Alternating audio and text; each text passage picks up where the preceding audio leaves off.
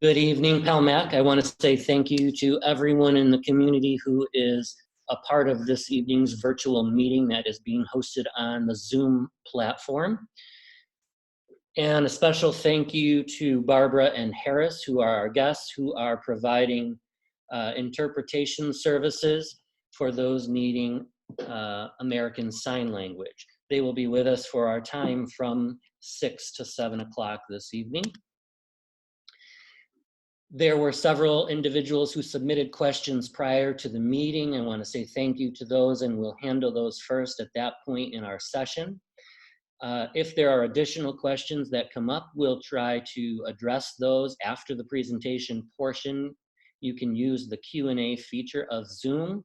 Please identify your name in that feature of Zoom. Refer to the reopening plan or the FAQs. Those have a ton of information already answered for you. We'll try not to address those, but instead move to additional questions that have surfaced. Please don't ask student-specific questions in the question and answer component of Zoom. Those are best handled at the building level.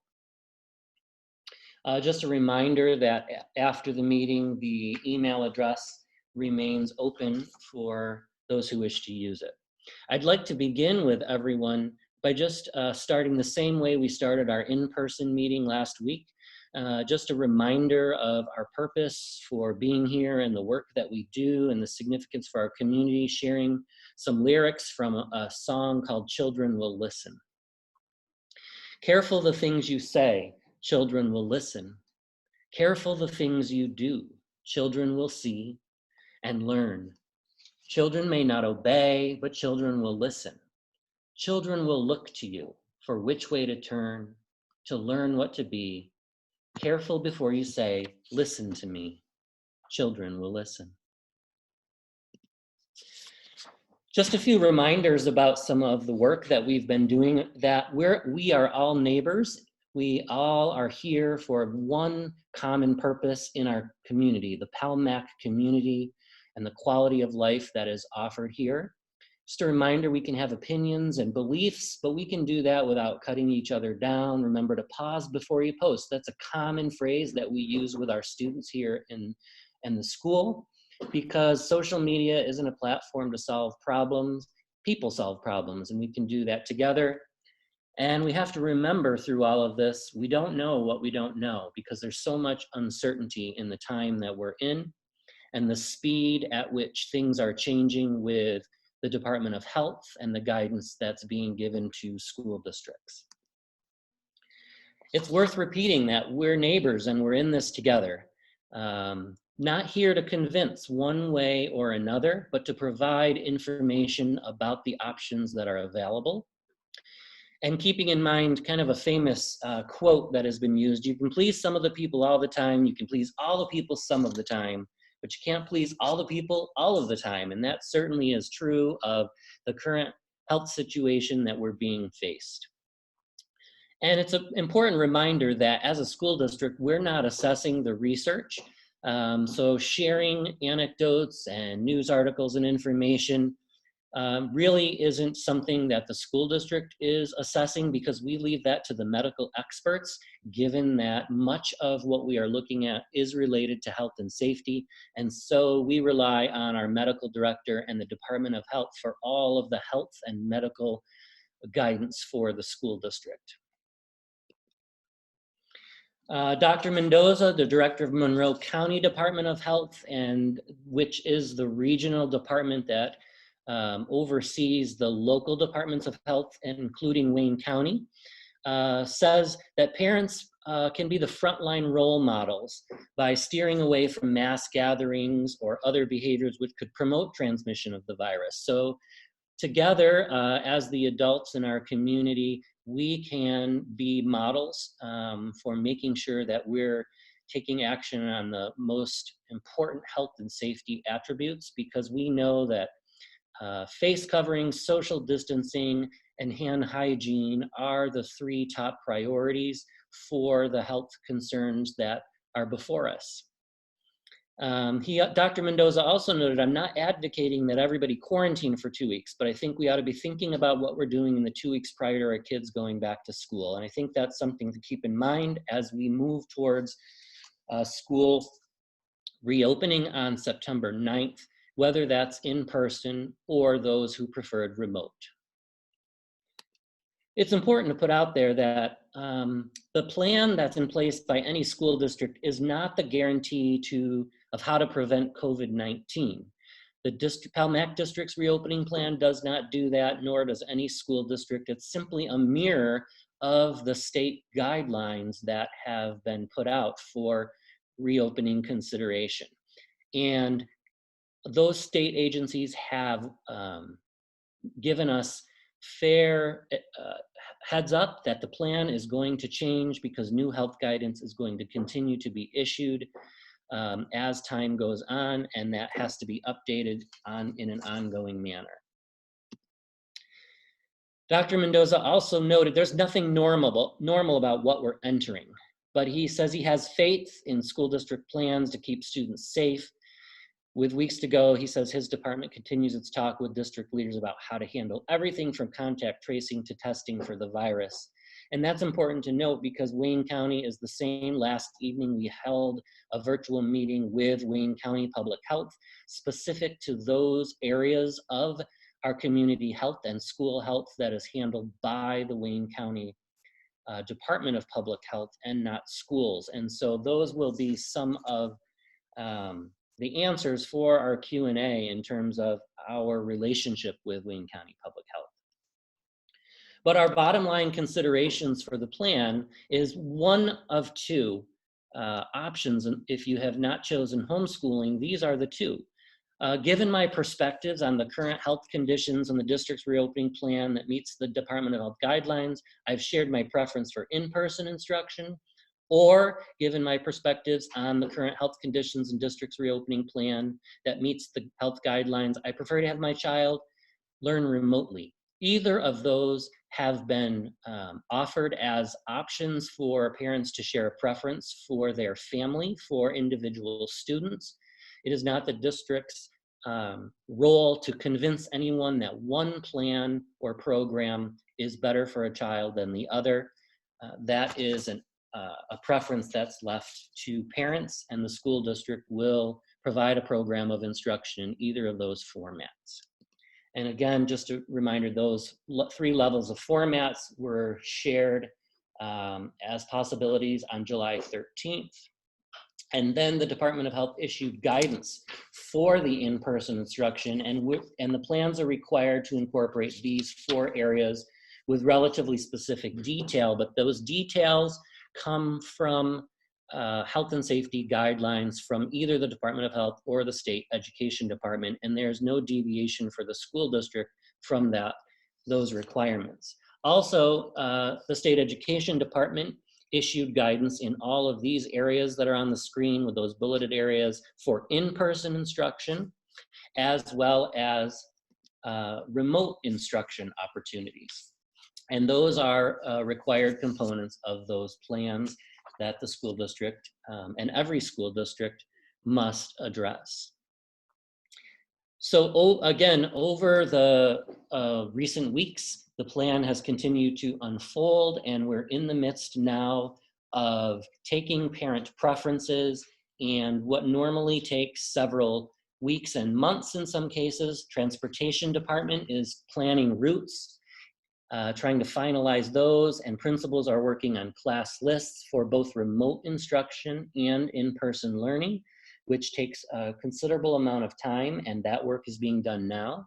And it's important to keep in mind that information at the building level will come to parents directly and families once that information is available for either in-person instruction or remote learning, as we're able to share that once those class lists and transportation routes are finalized. So with that, the majority of our time is a focus on the question and answer portion. So I'm going to ask for a little bit of patience as we move through this because I'm going to need to read through the Q&A as well as present on the screen, and we'll try to answer those questions as we go along. So I want to first start with some of the questions that were submitted prior to tonight. And the first is about the role that parents play in preparing students prior to the start of the school year. And of course, it's important to maximize everyone's health and safety in our community. Health screenings be done at home prior to a child coming to school. And that also involves some opportunities for us to help children become acquainted with those health screenings prior to the start of the school, adjusting and wearing face coverings. And we're going to be providing some video training and some opportunities for classroom teachers and school officials to work with children as well. So we want to encourage you to begin doing that. And the best place to get information on those things will be right directly from the building principal. Because it depends on the age of the child, and the school buildings will be prepared to assist students with face coverings and helping to wear those as well. A second question that came in was related to notifications about a positive test. Communicating about a positive test really is under the direction of Wayne County Public Health. The department will not disclose personal information for those testing positive for COVID-19. Relevant parties will be notified appropriately by Wayne County Public Health. The school district, as per the direction of Wayne County Public Health, will use the school website to notify the community if a student tests positive. Parents and staff members will be notified by the school district's messenger alert system to check the website for an important update. Only the name of the school building impacted will be mentioned in the notification. The school district, as per the direction of public health, will use the school website to notify the community if a staff member tests positive. A similar process will be used for a school messenger alert to check the website, and only the name of the school impacted will be mentioned in the notification. And again, that's all per the information from the Department of Health.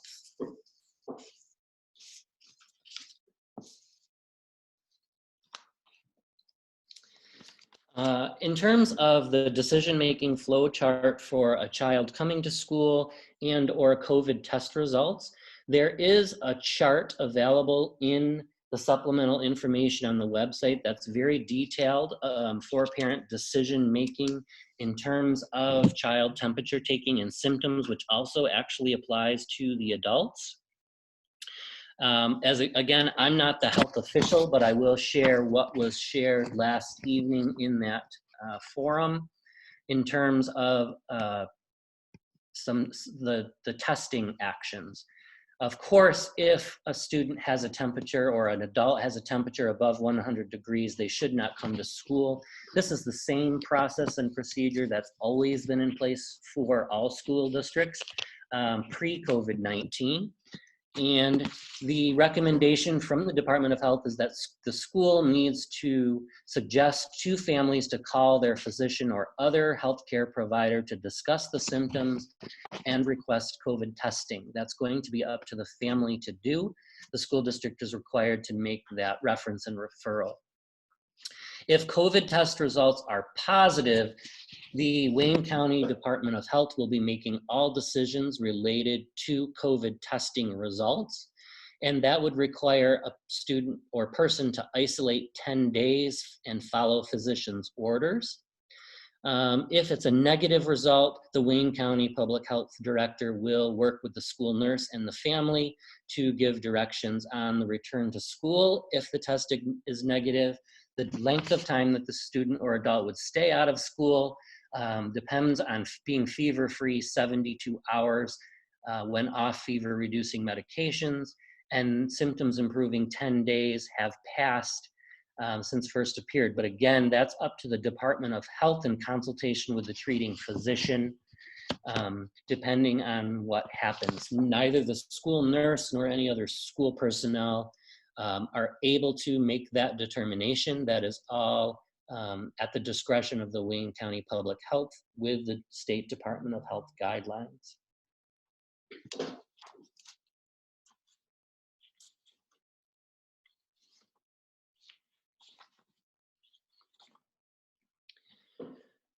Some of the questions that are coming in, we'll move to. This meeting is being recorded and will be available by a link on the school website once the recording is completed and able to be posted.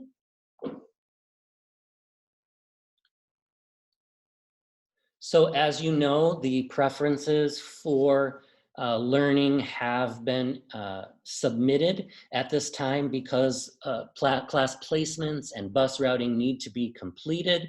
So we are hoping to have a 5-week placement that gives us time for students to adjust to whichever platform or program they chose. Again, it's going to depend on numbers of individuals making changes in preference come October 16th to determine what moves are able to be made. It's going to depend on what grade level, numbers at each grade level, and classes and so forth. So we're working with that first 5 weeks of school to determine students acclimating to the particular learning environment that was preferred. In terms of class sizes, that's going to depend on a particular, the particular classrooms and the grade level. It's going to depend on the size of those rooms, and the distance measures that are in place in those rooms to determine class size. In grades pre-K through 8, a cohorting model is being used to have students remain in those groupings, and that is to assist Wayne County Public Health for the contact tracing requirements that are in place. That's a good time to take the contact tracing questions that come up. So contact tracing is a protocol by the Department of Health that is managed by the Department of Health only. Contact tracing is a protocol whereby students or staff members have come in, have been determined that they may have come in contact with an individual who has had symptoms or has tested positive. Contact tracing, again, is handled by the health department, and those determinations will be made at the direction of the Wayne County Public Health. So the school district is required to share information for which students have been in particular cohorts. It involves identifying people who have a case of an infectious disease like COVID-19 and those in those contacts. And it's about asking people who have been in contact about symptoms they may be having or not. The Department of Health will take that individual case by case. They will be making contacts with those students and staff who have been determined as having a close contact for a case. So if the Department of Health has indicated that if there's a case, a positive case, it will be reported publicly to protect that person's health information. And if a student or staff member needs to be alerted about a contact, they will receive direct contact from Wayne County Public Health or a contact tracer from that office. If someone is not contacted, then the contact that was made is not determined. It's not necessary to make that contact.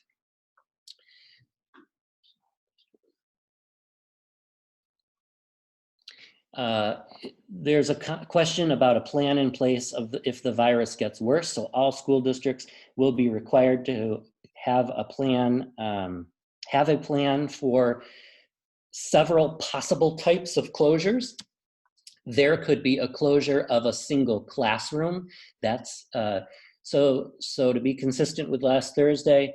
I'm the guy who closes school for snow days. I am not the guy who closes school for COVID-19 or health-related matters. That's always been the case.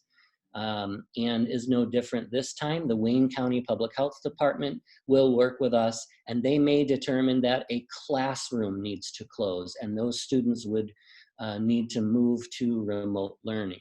There may be a decision made to close a building, an entire building, and that would be made in consultation with the Department of Health, and we'd move to remote learning. It could be the entire school district must close, and again, we would move to remote learning.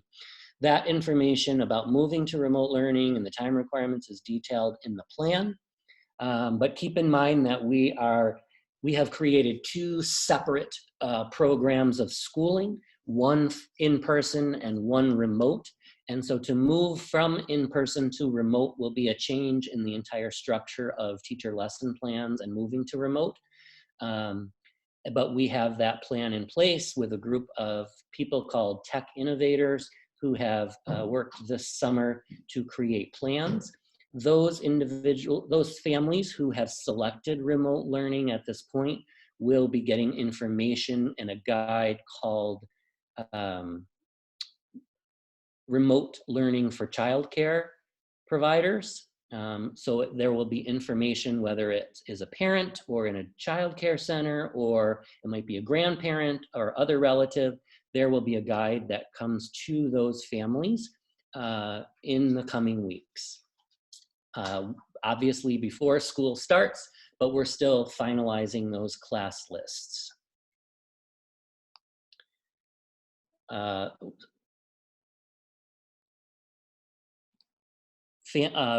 Supply lists and teacher assignments, again, they are in progress right now.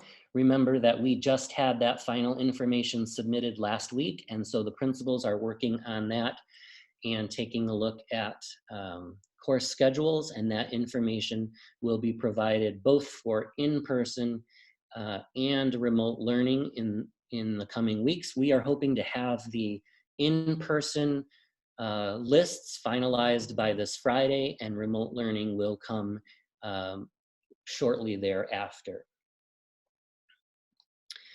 There's a question about younger children and masks and support for them. So we know that students at all levels will need support with face coverings, particularly if they have not been in an environment to practice that or be in situations to use those. But the school nurses and our social emotional learning team, which includes school counselors and others, have been working to provide opportunities for both lessons for all kids, but also to provide individual support for students who are struggling with that. There also are opportunities for accommodations with face coverings. There may be some students who really struggle with the strap behind their ear, and there needs to be some modifications to that face mask so that they're still safe, but they can wear it in a manner that helps them keep that face covering on. If a student is in-person instruction, there's a process that's outlined in the plan of for absences from that learning. Remember that in-person instruction is designed for in-person learning and not remote instruction. So there will be students who are still in that classroom in-person instruction. So parents will use the same process we've always had in place for contacting the teacher or the counseling office for grades 6 through 12 to arrange for missing work in those assignments.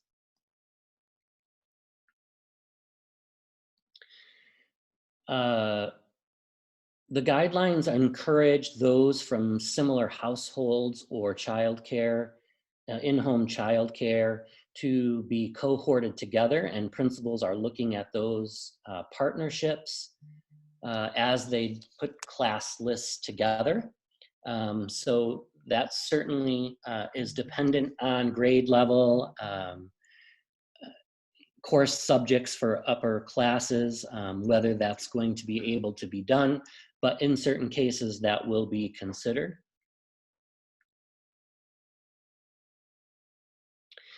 Let me just run down through these because there's some similar questions that have been answered.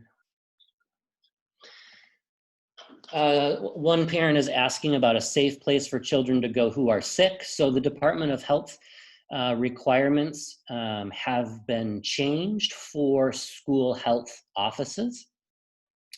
So you will see, if you, obviously you've read in the plan that parents aren't able to come into the school building during in-person instruction into the buildings, and so you won't be able to see the change in the health office, but the health offices will have the main health office, which parents are familiar with, but there will also be an additional health office for students who are sick and need to be in an isolated setting until a parent arrives. So those will be managed by the school nurse, and there will be a person providing support in the health offices. This will be the case for every school building because this is a requirement of the Department of Health, and it's actually a common sense safety protocol that's been put in place by our school nurses, who also, just to clarify so that everybody understands our structure for health support for children in school, each building has a school nurse.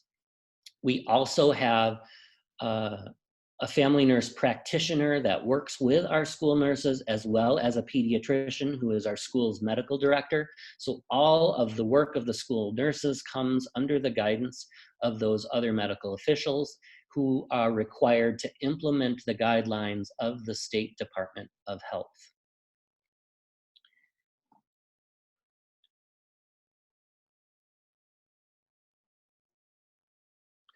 There's a question about remote learning for younger children and the amount of time they're expected to be online.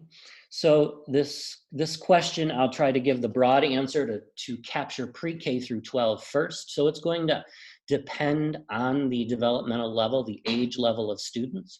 But students in a remote learning situation will get a specific schedule for when to be online with their teacher, because students will get, as required by the State Education Department, the full implementation of the curriculum, including music, art, physical education, other special areas. And so a remote learning teacher will provide a schedule that matches the developmental needs. So obviously a high school student will have a schedule that matches the typical scheduling at the high school. Younger students are going to have a schedule that incorporates other elements of the school day, like recess, opportunities for independent reading, because screen time is certainly a concern, and the teachers who have developed the remote learning plan have spent several hours looking at the different components for varying age levels, and will be working with remote teachers to develop schedules that will be appropriate for those specific levels of learners, as well as the type of device that they will have access to, whether it's the iPad in our primary school or Chromebook in other age levels.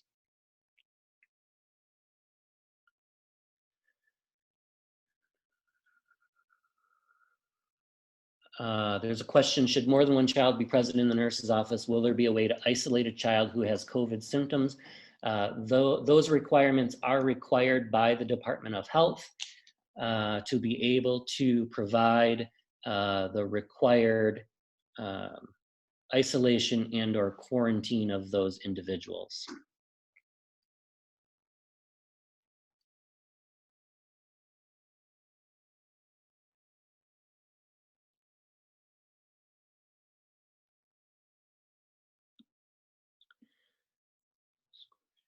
How will new students enrolled in remote learning get the school issued devices? So individual school buildings will be sending communications out to families about the process for devices and pickup of any materials that are necessary for remote learning. That's going to be dependent on the school building, how to get to the school, the time that that's going to be available. So each school building is going to navigate the distribution of those materials. But to take that a little further, during the school year, the technology support will continue that was provided in the spring. For those familiar with that, The email address techhelp@pelmaccsd.org will remain available, and the drop boxes will continue to be available. We're going to also have availability for different matters at each building because of the lack of access to coming into the building due to the health screening requirements. There will be drop-off pickup boxes and mechanisms for any number of things that need to take place or need to be dropped off at the school.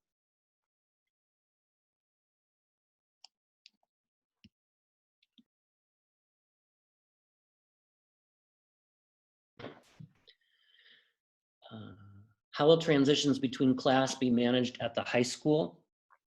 So we've worked with looking at the Department of Health guidelines with these transitions, and to create staggering is more of a concern than to use traditional changing between classes, because staggering causes congregations of students and assemblage of students who can't get in and out of classes.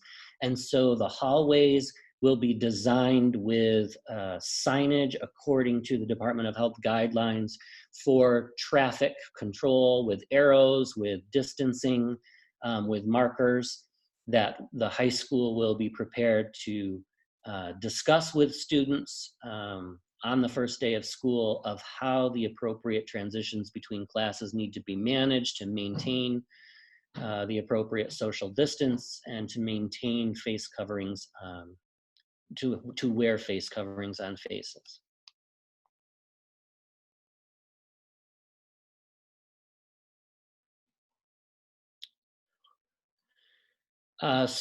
There are questions about drop off and pickup. So again, each building is going to be different depending on the traffic situation, the location of the drop off door, the number of students who are transported versus being dropped off. So each building will work with the Director of Facilities and Operations as well as our Director of School Safety to determine those directions and communications. That is in process now and will be disseminated to families based on the building of the child, because it's going to be specific about the location of the drop-off, the times available for the drop-off, and how the signage will work on sidewalks and so forth to ensure social distancing, so that it's very clear of how that procedure will take place. The same will be true in the afternoons for pickup. Those procedures will be shared by the building because it's going to depend on the access points and the transportation situation of where buses are located at those buildings. So there's a lot of questions about in-person instruction and not being in school because of a health situation. And I just want to revisit that one more time. So it's important to keep in mind that students who are in-person learning are in an in-person format. So their classroom teacher is designing lessons for in-person instruction. Remote learners, to the extent possible, will be for grades pre-K through 8 will be in a remote learning situation. So students who are in in-person instruction would not simply transition to remote learning because that's a different teacher in a different classroom. They would work directly with their teacher, as we've always done for missing assignments, how to gather the materials, what virtual materials would be available, use of Seesaw and Schoology to have those materials available. Remote learning would be built into Seesaw and Schoology using those course schedules. At the high school, that's a little bit different. There will be strictly remote sections, but there will be some blended sections at some case at the secondary levels, simply because of the number of courses that students need and the availability of teachers. There may be a blended course where students are both in person and online.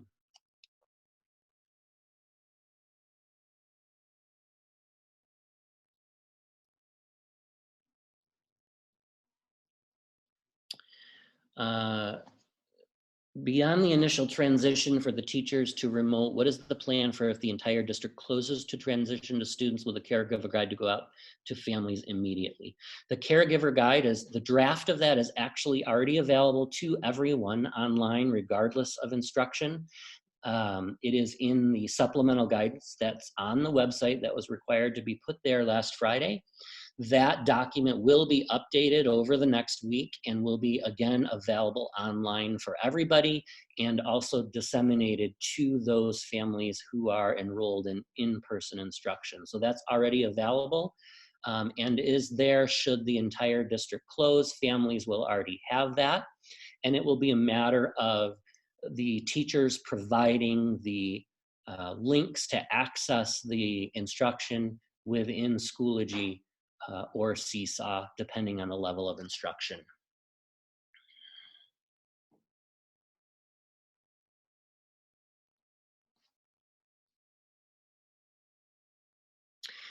This question is about remote learners with an IEP or 504 plan and support. So the same supports will be in place. Students will continue to have a case manager and will have a special education teacher as that case manager. The supports that will be provided, of course, are in line with the IEP or 504, depending on the format of the remote learning or in-person instruction, and parents will have the opportunity for interaction with teachers just as they always have, using the tools that are available. Questions about lunchtime medicines. So that will be handled independently by each building health office and the school nurse there. Each of the school nurses are trained on the new requirements for the health office. And on the staff training days before students return, all of the staff members will also receive the new guidance on how the health offices work and how medicines will be administered. So specific protocols for that could be sent to the school nurse in the building of your child, but they will also be sharing that information. Safety protocols in place for gym, chorus, and band. That is a requirement. Again, those are guidelines that are put out by the Department of Health, and it depends on the type of activity that's being conducted in those settings. For certain activities,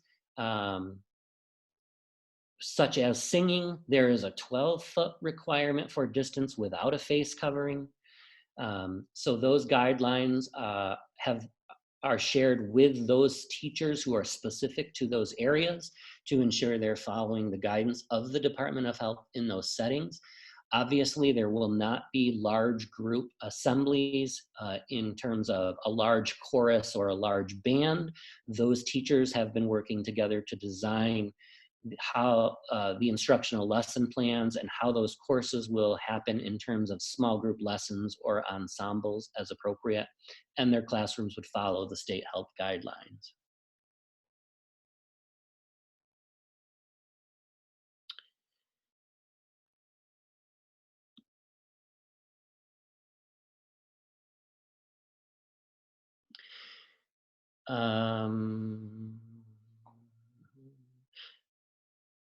Transportation schedules should already have been submitted to the transportation office. Those were requested at a couple different times already in terms of childcare provisions and differences in transportation needs. You should contact the transportation office directly if you need more information on that, because transportation routes and schedules will become available in the very near future.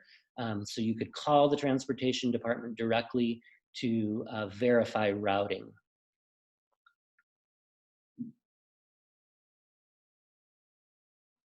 There's a question about outside use of school facilities. At this time, building access is limited only to students and staff.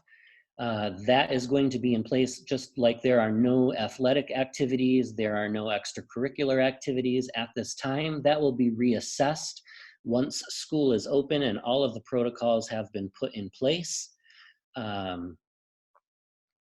But for now, our focus is on the instructional program, and those will be revisited later once we're able to do an assessment as at the beginning of school on each of those days.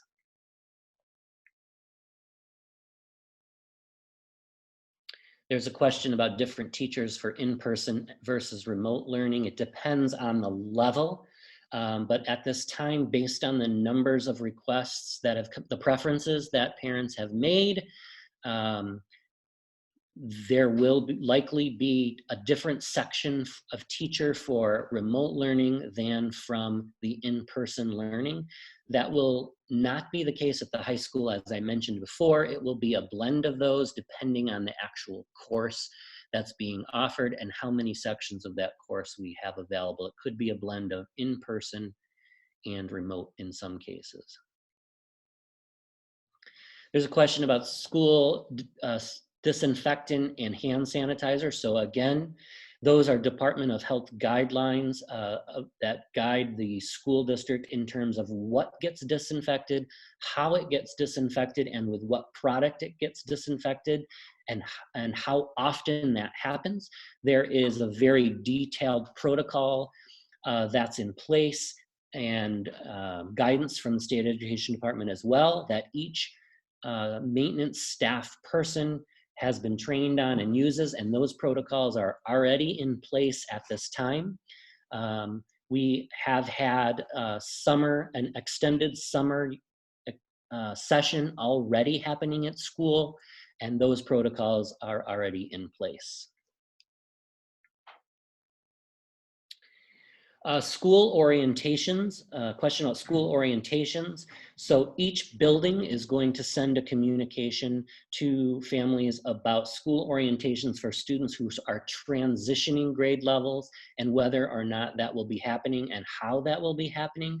So again, it's going to depend on the level, very different for a pre-kindergarten or kindergarten student who may never have been at the school, have been in a school or ridden a school bus. Those matters are being handled, of course, by the primary school in a mechanism so that parents and students can participate in a way that is safe and meets the health guidelines prior to reopening. Same is true of the other schools. That information will be communicated to families by level for freshmen, sixth graders, third graders, and our earliest learners.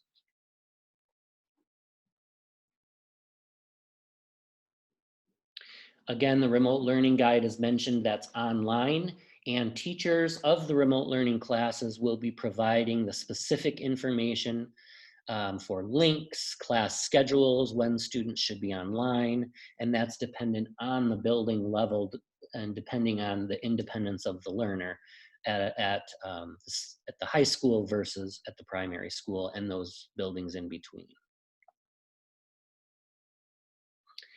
A question about dropping off a child as opposed to transportation. If you're not going to be using transportation, that would be helpful for you to make a direct contact to the transportation department so they have the most up-to-date information.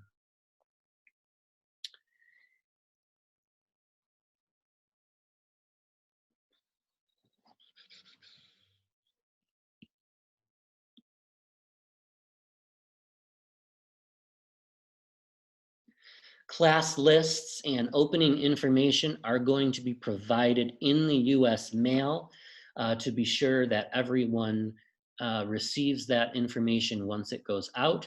Just keep in mind there are two different post offices.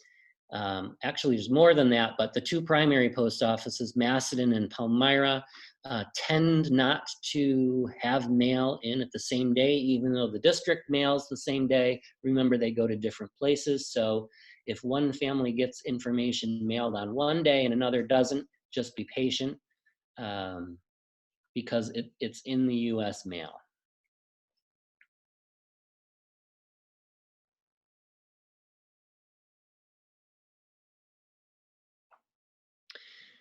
So a question about the primary school and earliest learners in terms of drop off in the morning.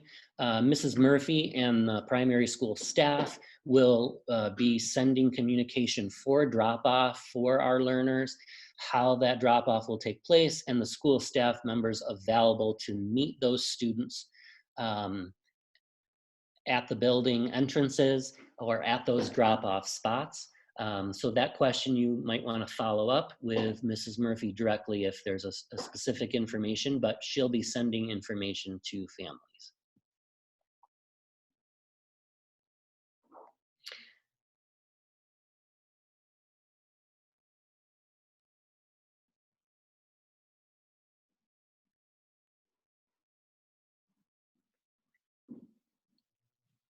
So there's a question about reassessing at the October 16th mark.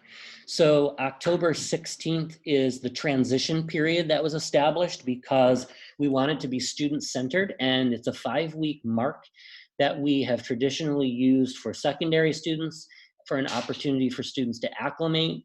We need to be able to get transportation routes. As you know, it takes a few days to get those the kinks worked out because there are a number of different transitions and changes that occur. Also schedules, student numbers, enrollment will take place over that 5-week assessment. We will be asking parents about the learning experience, and there will be considerations for opportunities to change programs. But again, keep in mind that the numbers of changes will impact the entire operation in terms of any transportation changes or enrollment changes. So that would then require shifts in classroom assignments. If more students move to in-person, changes in in-person class assignments, more students move to remote learning, it might change teachers for remote learning. So those are all possibilities that we're going to be working with families on to get their feedback and make that transition time happen. There's a question also about the school day. So the actual times of the school day were posted on the mailing that came to all families in US mail the week of August 3rd, but I'll reference those now. High school day is for students is 7:45 to 1:50, middle school 7:42 to 1:52, intermediate school 8:55 to 2:50, primary school 9:05 to 3:10. And again, keep in mind that you will receive specific communication from buildings about drop-off times versus transportation times, because we're going to be providing schedules of times, windows of times for parents to drop off, for buses to enter, and so forth. So please be sure to keep an eye out for those communications from the buildings. There's a question about seasonal allergies and allergy symptoms that a child might have that are symptoms that are the same as to COVID-19, and what will the parent need from the doctor to allow the child to remain in school. So those specific medical conditions you should consult directly with the school nurses, and they will be able to give you the specific documentation or information that's necessary dependent on the actual symptoms or conditions that the child is experiencing. There may be a respiratory condition that's different than other forms of allergies.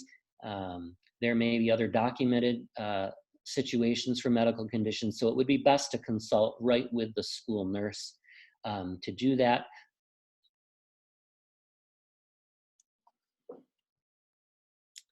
Department of Health guidelines are specific about lunch settings and request that younger students remaining in those cohorts have lunch in classrooms. So there's a cleaning regimen for lunches in the classrooms. The school will be providing a meal service program that's required by law. And depending on the level of student, the age level of the student will depend on how the lunch process works. Students for lunch must be must follow the social distance guidelines. Students are able to remove their face covering so that they can eat their lunch. At the upper levels, there will be various locations available to those students depending on their schedule. In some situations, there's outdoor seating available or large group classroom facilities that would accommodate older students for those lunchroom settings.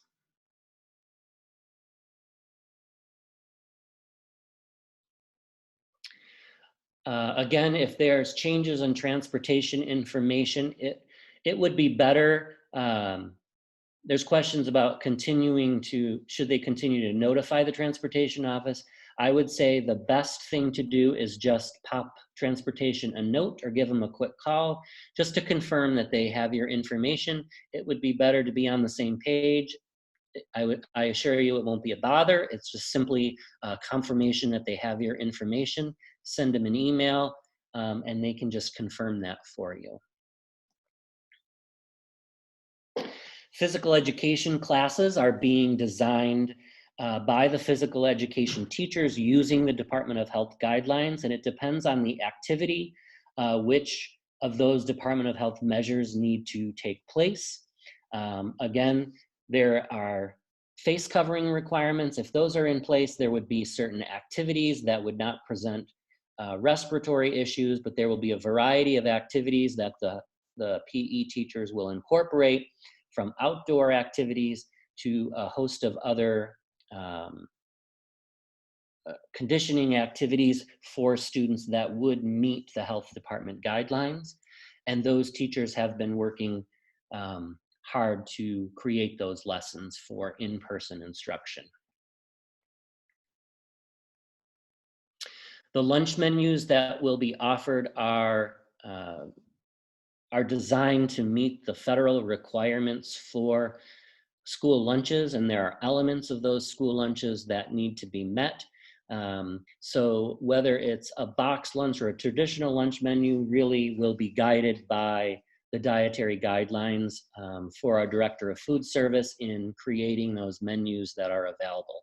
And of course, students are still eligible to bring their lunch to school, and we're encouraging families to provide a water bottle for students that's marked with permanent marker with their name, because students can use the Department of Health approved bottle fillers, not drinking fountains. Drinking fountains are not allowed, but bottle fillers so that students can have access to fresh water. Lockers will not be available to kids in grades 6 through 12. They're not allowed under the guidelines.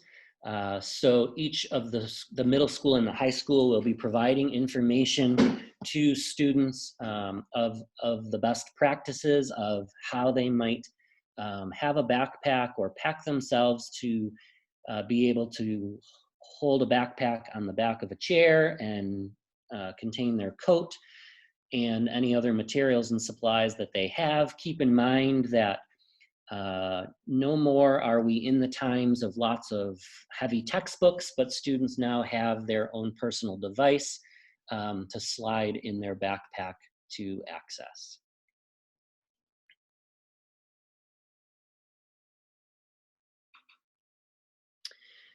UPK is still a half-day program.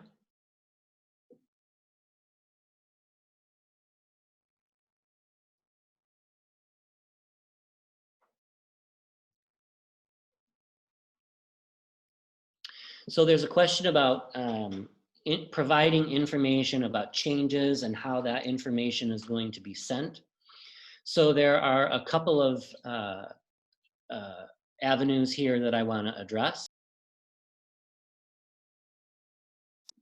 So we're going to be sending information to families soon in these communications about a new app for the district called Parent Square. So one of the pieces of feedback, rightfully so, that we heard from parents and staff members was about we have a lot of great tools for students and families, but there are a lot of great tools for students and families, and it's hard to keep track of all of those. So we're partnering with an application called Parent Square to try to create a situation of one place to try to at least access all of the tools and communication that we're using for students and families. So we're going to need families and students to help us with that and download that app once it's available, and before school starts, get it loaded and practice with it to access all of the tools, technology tools that the school is making available. In addition, the website is really the official place for all things school. And what we will do is continue to post information on the website, and priority information about changes is always tagged on our social media. Email is still available for contact with school, but any important messages, any important messages for school parents, school students, school staff only, we use our school notification system, and Parent Square will be part of that. So you should have access to that Parent Square app, and if you're having trouble or you don't have a device for that, send techhelp@pelmexesd.org a note, and we'll try to help you navigate that.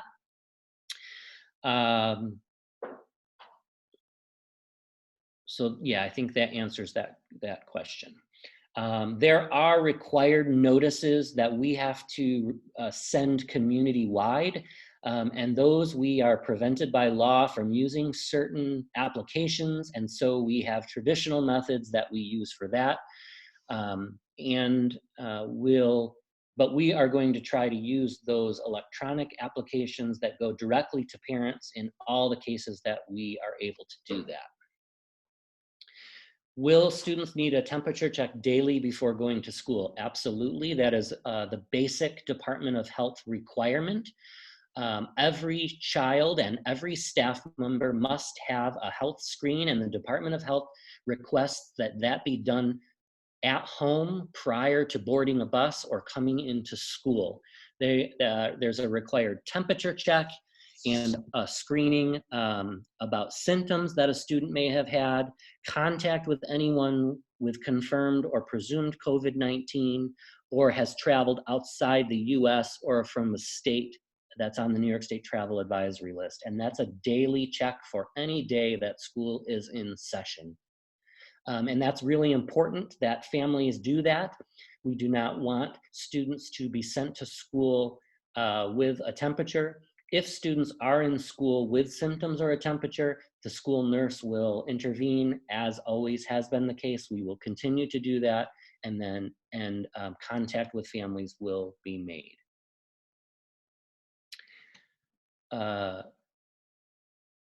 There will be, again, the specific student day, and students who are needing additional help, because there won't be athletics and extracurricular activities, there won't be that time, but students should work directly with a teacher for that additional support, and work with, if it's at the high school, work directly with the high school to identify those times in the schedule for interventions, etc. Same is true for the other levels, working with the teachers for that additional support.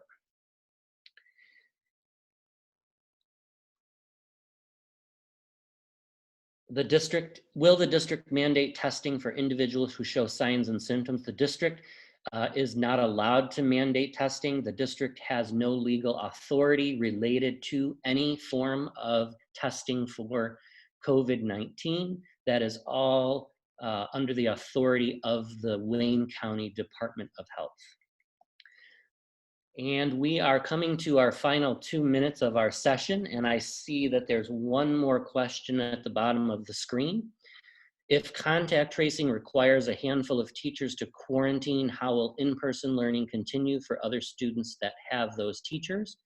Well, we have the substitute process in place, and it is true that there may be challenges for having enough substitutes given the the classes that we require. We may have to provide other support staff to monitor those classrooms. We may have to provide other opportunities for virtual instruction, and it may be possible that if there are teachers unavailable, we would not be able to have school in those situations.